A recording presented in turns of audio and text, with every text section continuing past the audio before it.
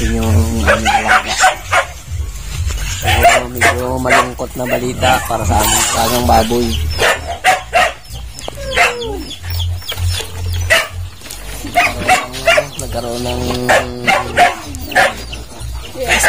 Nagkaroon ng sakit dito sa amin yung mga baboy. So yung kalaki dito ina na baboy namin buntis, managasan. So namatay. So ito naman inay namin. Bali ano yan, mga anak siya. So ito yung anak niya.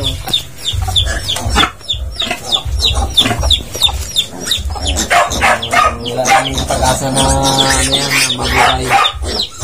Sortihan na lang. So yung inahin natin niya, yun. Hindi na kumakain. Medyo nakakapanghinayang. Siyempre, yung una, matagal namin inalagaan, tapos bigla lang mawala. Yung pagod, hirap, talagang sakripisyo namin sa alaga namin. So parang nakaliwala dahil na kailangan kami ng crispy ng baboy. Napansin nyo, wala na mga laman yun yun. So isang inahin na lang namin ang retira. So yung mga anak niya, ayan, dinala namin ng ano, ng bibiron ni Mrs. Kill. Pinipilit namin na makasurvive. So ayon sa balita, kasi nga pag dalimbawang nagkaroon niya daw na yan, ASF na yan, hawa-hawa na. Ang abot ng kanyang ano, hawa 500 meters, pwede pang mahawa yung kapwa niya baboy. So sa baboy to baboy lang naman daw yan. Kasi nag-meeting ako sa ano, sa DA. Nag-meeting ako doon. So ito, magaganda sana itong bake na to. Ano pa lang to? Nasa 1 week pa lang, kalaki na. Simula kahapon, ito sila pinasama doon sa inahin. Hindi na nagdidi. Nilalagyan ko na lang pagkain niya. Tapos try namin yung Mrs. K na ano, palitiin. Ito yung pinakamalaking pagsubok na dumating na sa amin talaga mag-asawa, yung mga alaga namin na utay-utay ng ano, nung bigla na lang nawala na ganito. Kanina, hindi na ako nagdalaw dito. So, kasi naawa ko sa aking mga alaga. So, nung medyo hapon-hapon na, pumunta naman ako dito kanina. Siyempre, kapag mahal mo yung alaga mo, talagang kahit na ano pa yan, talagang gagawin mo ang lahat para lang sila makasurvive. Kumbaga sila nga, ako pilit na mabuhay. Ako pa kaya na nag-alaga sa kanila. So try natin kung hanggang saan sila. So ngayon try natin na padidiin sila. Itong isa kumakain ito kinakain ko kasi yung kanina. Tinumpukan ko ng pagkain dyan. So naubos nila. Sabihin, nakain. Yan, siyempre yung mga sintomos nga pala ng ASF, yung lagi siyang nakatingala sa taas. Tapos yun, yung abortion, yung pagbuntis yung isang baboy at may ASF, naagasan pala. Tapos nagkakaroon siya ng mga galis-galis, yung mga rashes, gano'n, sugat. Rashes mo na siya hanggang magkaroon ng sugat. Tapos hindi na kumakain. Yung nagpapahina sa kanila, hindi sila kumakain. Tapos matamlay na. Yan, umpisa na sila na yan. So, try natin kung talagang sila kadidi. Kasi ang ginagawa ko dati sa alaga namin, hindi mawala kasi ng yan, pulit. So, hindi ba nakakadidi sa inahin ng agawan yan yung parts, Sarge. Wala na alaga natin.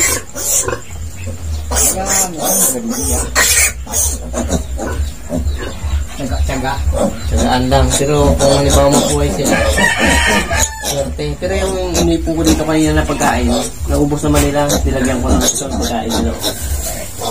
Yung pre-starter. So, try natin. Itong isa, medyo malakas kumain to, kaya medyo ang katawan niya maganda. So, yung iba naman, medyo maninipis na gawa ng kahapon pa nga hindi nakadidi. Hindi na, dali. So, mamaya natin palidiin. Siyempre, yun nga, bali ano yan, bali 10 piraso. Medyo nabawasan na sila, 2 piraso. So, yun yung inilibing namin ngayon. Ni Kuya Parts. Siyempre, patay na kasi yun, gagamit siya ng Christmas. Para, yun o.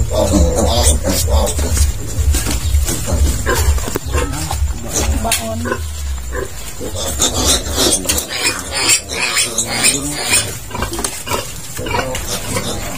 Walang piraso. So, kaya na naman namin dito sa likod.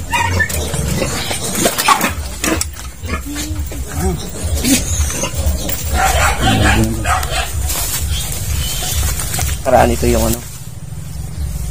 Ito yung pinaglibingan namin baboy. Ayan. Ibabaon naman natin. Siguan natin. Baka may lagnat yan para matanggal ba. Ano naman yan? Lagi naman siya nililiguan eh. 4 times a day pa nga yun. Yung kala niyo mga basura lang yun. Kung ano naman ginagawa namin ni Mrs. K, may paglagaan siya ng anunang. Baka sabihin niya namin na binat lang sa panganak. Pero kumain yun. Nung ano no? Kailang Oo, kain siya. nakailang kain siya. Tapos pinakain namin ng ano naman, ng ubod ng saging. Kain niya din. Wala, sinubukan na namin. Ito nakikita niya no, ipil-ipil. Dahon ng anunang. Dahon ng anunang. Nilaga. So, bali pang ilang days niya na siya ngayon. Kasi umpisa lang naman to, yung sumulain ng anak eh, no? Mahigit na ano, nasa ilang days na ba? Ano din, mga 8 days. Hindi lang siguro. Pero yung isa, simula nung nagasan, ano kagad, kinamagahan pa rin ilang days lang, patay na siya. 2 days. Oh, 2 days na siyang nabuhay lang. Tapos noon, talagang namatay na siya. Itong araw na yan. Ha? Itong araw na. Ayun. Sayang, ganda ng mga biik sana. So, hindi pa kami naka-recover doon sa pagkalugi namin nung mga nakaraang buwan.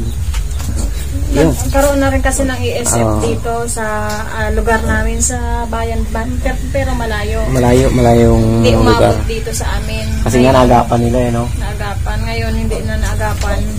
Tumaganap na talaga dito sa buong Kumbag- Occidental. Dito sa San Jose, ang pinakamaraming apektado. Kumbaga, ano eh, no? Yung kala nila, siguro, wala.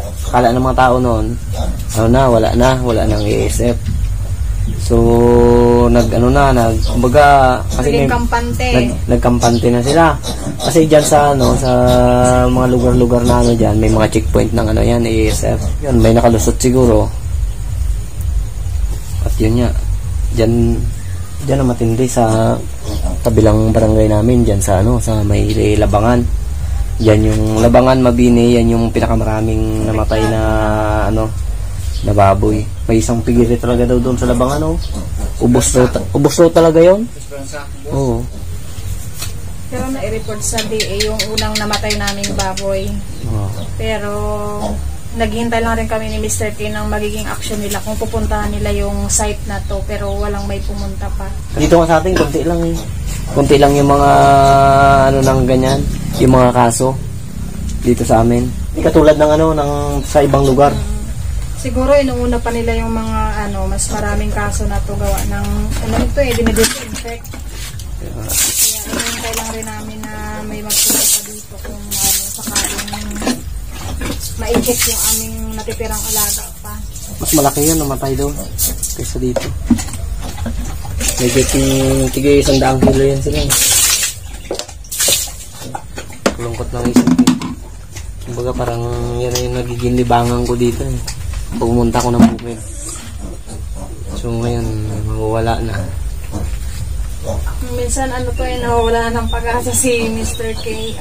Na lang, sabi ko sa kanya, pagsubok lang yan sa buhay. Kaya kailangan laban.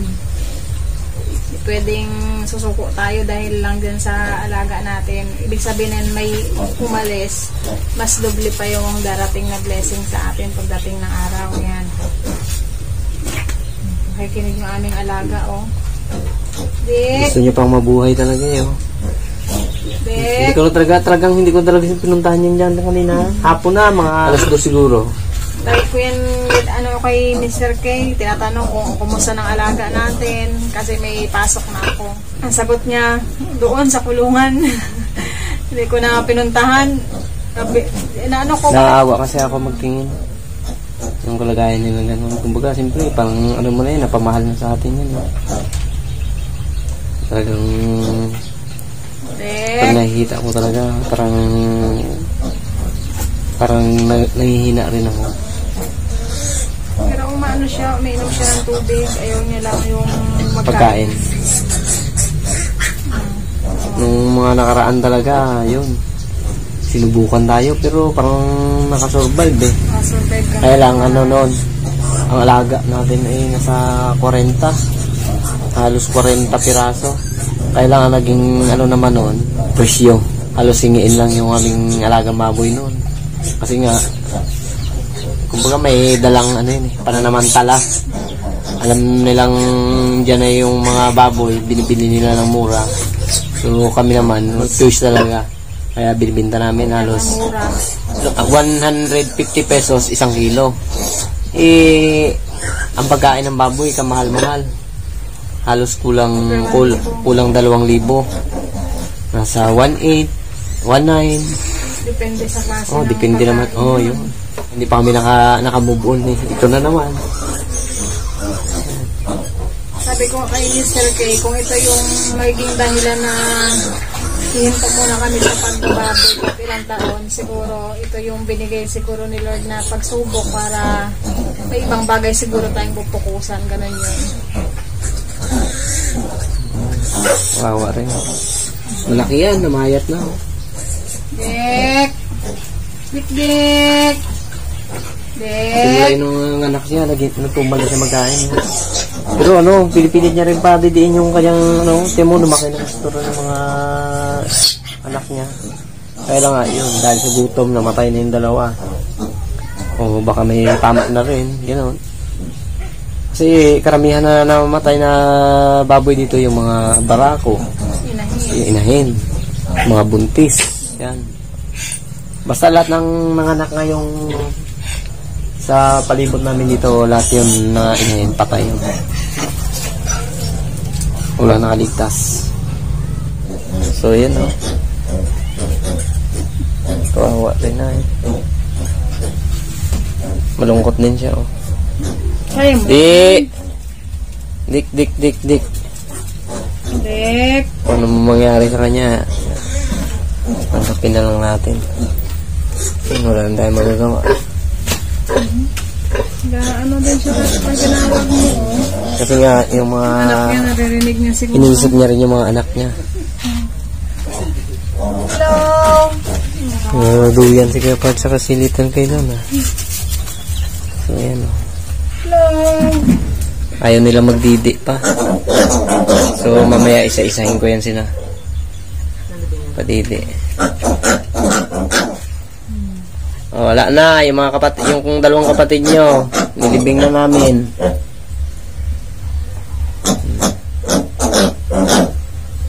Dili na kayo. Maawa rin.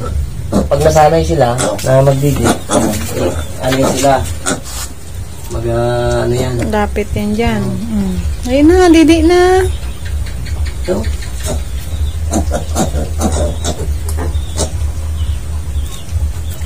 Parang dumidi ah. Oh. Uy. Okay, pilitin yung mabuhay kayo. Ikaw naman.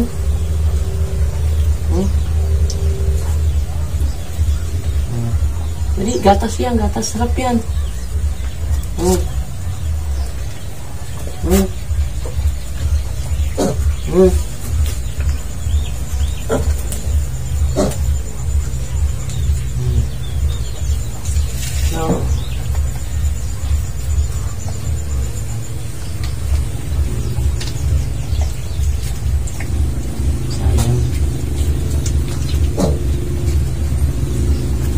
Sayang mo. 10 piraso. 10 piraso, tig 3,000 ang isa.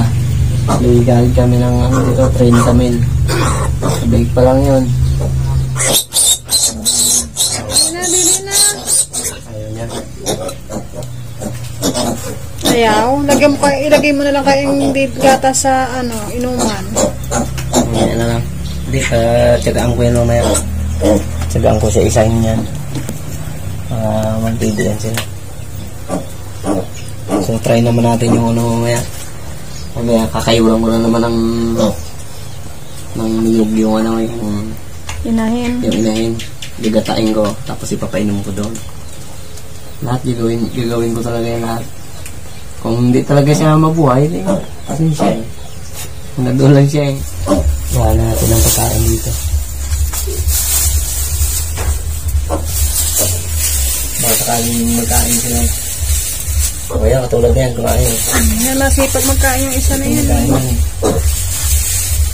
Inakain na, Dek.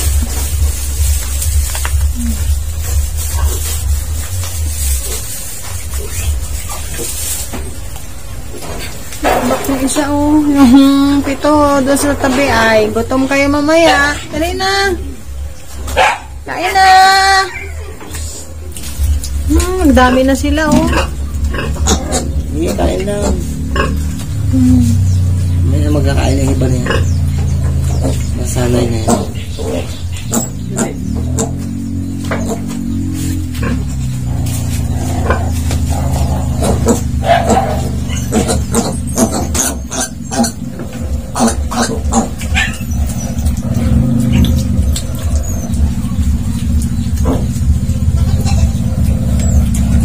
Kain na sila. Yay! Kain na, kain na.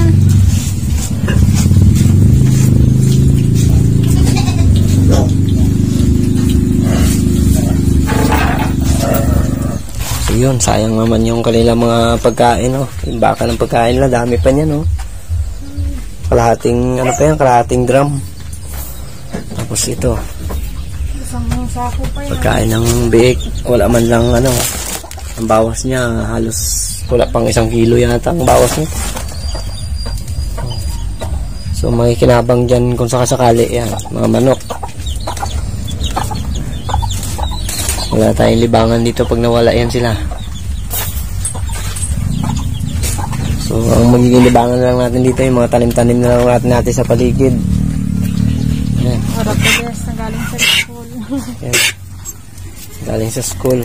Oy, ang mga aso natin. Prangos. So yan, siyempre may tanim din kami dito ng mga mahilig kasi ko sa mga halaman. Ayan. Tanim namin na ampalaya. Kapag-apang natin dito sa bakod. Ayan, update na rin natin itong mga tanim natin na halaman dito. Ayan. Ayan, kalabasa. Ayan. Sibol na mga saging. Ito kahapon ko lang tinanim ito mga ito. Kasi medyo mainit dito masyado pag tag-araw. Ayan, kung nakikita nyo yan, bago nanganak ang baboy ko, 1 week before, dito ako natutulog. Nilagyan ko lang ng tent yan dyan. Ano?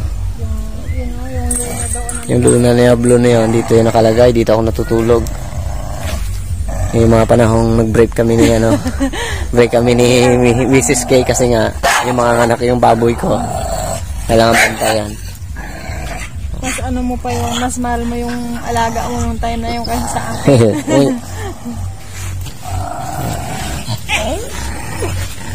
Gawa yung galit na galit yung alaga namin ito. Si Bandi kasi Hindi mag-alis sa tabi talaga yeah. Yan ang magiging libangan natin dito. Ay siya nga pala, yung kambing pala namin, ayan ako.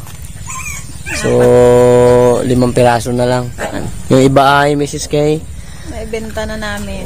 yan, naibenta na. Bininta ni Little K. Medyo nahihirapan na raw siya pagdating niya galing sa school. So siya yung mga nag-ano na yan, sinok. O, tingnan mo yung isa, oh. Buntis na yan. Ang tingin niyo talaga, oh. Tingnan mo. Hi! Yung mga alaga ni Little K. Hindi mapapala yan, ha? Kala ko 4. Hi! So, medyo hapon na. So, kailangan ng iwanan naman muna sila. Mamaya, balik ka lang. Bye-bye. Balik na ako mamaya. Pasilab. Laiyak ng ating biik.